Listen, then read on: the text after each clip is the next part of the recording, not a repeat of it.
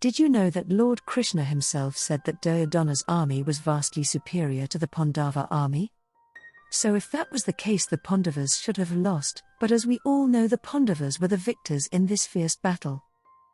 Let's compare the Pandava army with the Kaurava army. According to mythological history, the battle of the Mahabharata was won by the Pandavas, yet the logical mind cannot help but ponder how the Pandavas were able to overpower the Kauravas in a nearly impossible battle.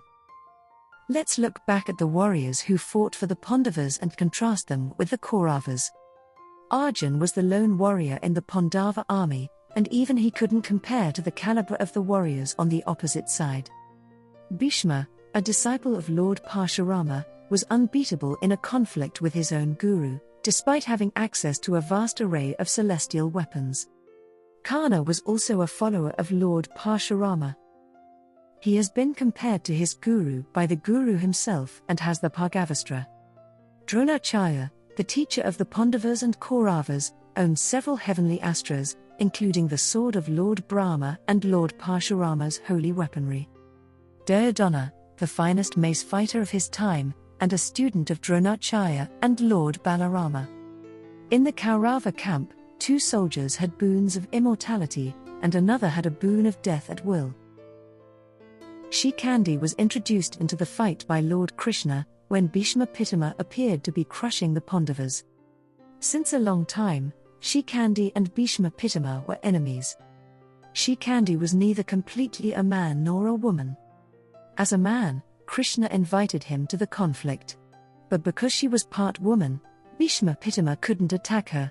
By using this strategy, Krishna aided the Pandavas by weakening Bhishma Pitama. Then Krishna convinced Arjun to shoot arrows toward Bhishma Pitama. Thus, Bhishma Pitama died from the barrage of arrows. Another person who might have made it extremely difficult for the Pandavas to overpower Kauravas on the battlefield was Dronacharya.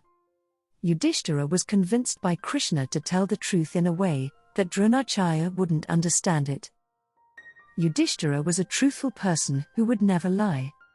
An elephant in the war shared the same name as Dronacharya's son, Ashwatthama. Krishna blew his conch as Yudhishthira was telling Dronacharya that Ashwatthama was dead in response to his questioning.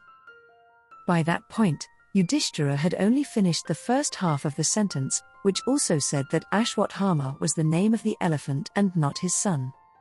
Dronacharya misinterpreted and believed his son had passed away. Dronacharya dropped the arms just as Drishtadyumna, a member of the Pandava team, attacked and killed him. If Arjuna failed to slay Jayadratha before sunset, he had pledged to commit suicide. As soon as Jayadratha learned of this, he secluded himself and waited until dusk. Soon, Krishna turned his Sudarshan chakra toward the sun, leading everyone to believe that it had set.